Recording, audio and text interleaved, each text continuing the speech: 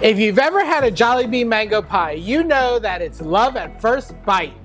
If you don't have a Jollibee near you, I'm going to show you how to make it with ingredients you probably already have in your pantry. This version of a fried pie has a delicious crispy outside with a tender flaky inside and a gooey, tangy, and sweet filling. To make the filling, you'll need some fresh diced mango, you'll need a pinch of salt, some sugar, lemon juice, cornstarch, and some cinnamon. To prepare your mango, you'll want to peel them first. The most efficient way to peel a mango is to go from top to bottom and peel all the way down the sides.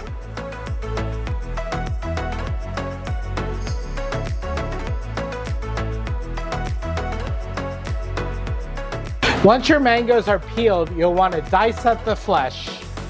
You'll want to cut alongside that seed and get as close as you can without cutting into that woody center.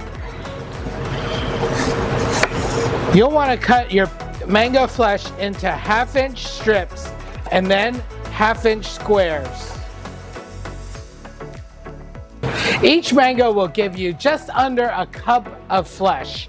So for this recipe, we're going to use only mango. At Jollibee, they use peaches and mangoes, but to make this recipe simple, we're just going to use mangoes. We've got our mango all chopped up and all of our ingredients laid out, ready to make our filling. Let's head on over to the stove. Let's put in all of our ingredients and bring this to a boil.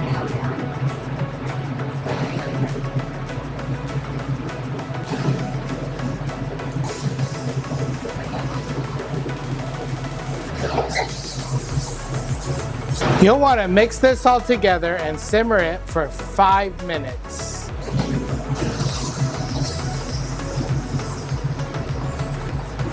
You'll want to stir this frequently until it is completely softened.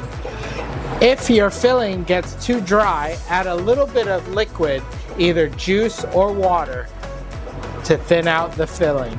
Now that your filling has come to a boil, you'll want to turn down to a simmer and let it simmer for 5 minutes. Now that our filling has simmered for a little bit, the mango pieces are nice and tender, and we'll want to turn off our heat and take this, fill them into a shallow pan and put them in the refrigerator just so it cools before we form our pies. Now that our filling is chilling in the refrigerator, it's time to prepare our dough. I found an easy way to make the dough for these pies. We're going to use a canned biscuit. We're simply going to roll each of these biscuits thin and then fill them and then fry them up. We'll want to open up these cans, take a biscuit, we're going to roll this out.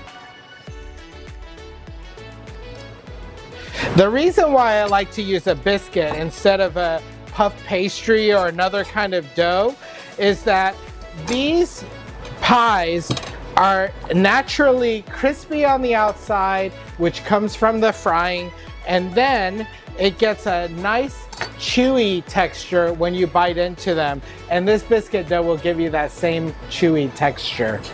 You'll want to roll each biscuit into about a 6-inch circle.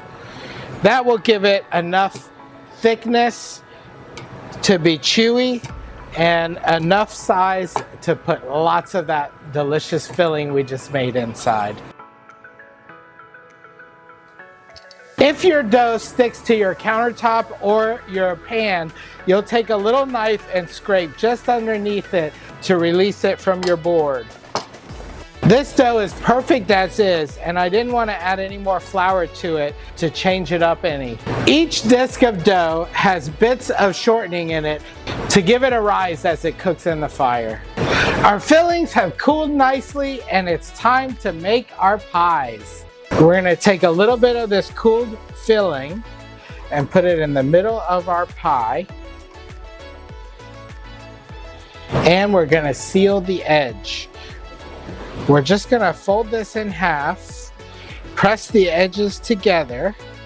A mango pie from Jollibee would look just like this, or you can make the edges fancy. If we're going to use a round dough. You'll want to put the filling in the middle.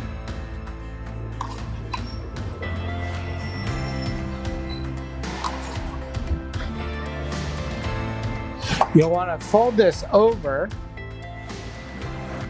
And if you want to make the edges fancy, you can pinch, fold, and pinch and fold all the way around the pie. Some might call this an empanada instead of a pie, but it will taste just as good.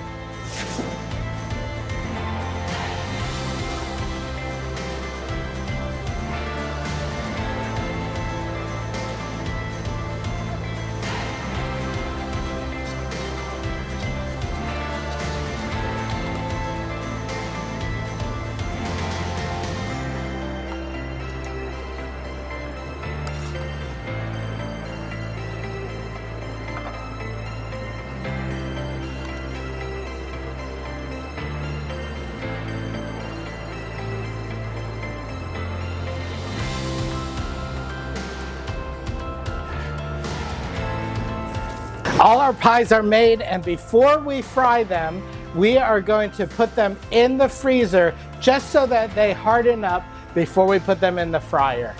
Okay, our pies have had about 10 minutes in the freezer, and that's long enough so that the crusts are solid, and when they fry, they won't bust open as easily. We're gonna put these right in the fryer and see what we get. The temperature that you'll wanna fry these in is 350 degrees. You'll want to heat up your oil and make sure that it is at temperature before you put in your pies. Once your pies start to float, you'll want to weigh them down so that they'll brown evenly throughout the top and the bottom. All right, so our pies are nice, golden brown, and delicious. It's time to pull them out of the oil. We're gonna let them sit on top of the oil and hover a little bit so that they can drain just a little bit before we serve them up, but they look great. Right, here's what they look like. They are beautiful, golden brown, delicious, and I wanna bite into this now, but I'm gonna have to wait for it to cool a little bit. The filling will be hot. You know, there's always that warning on the box that says filling will be hot. Let's let these cool and we'll be ready to dig in. These look so good. They look great, golden brown and delicious, and it's still a little hot, but I'm gonna tear into it. The inside is beautiful. It's golden, and oh, that heat makes that cinnamon come right out at you.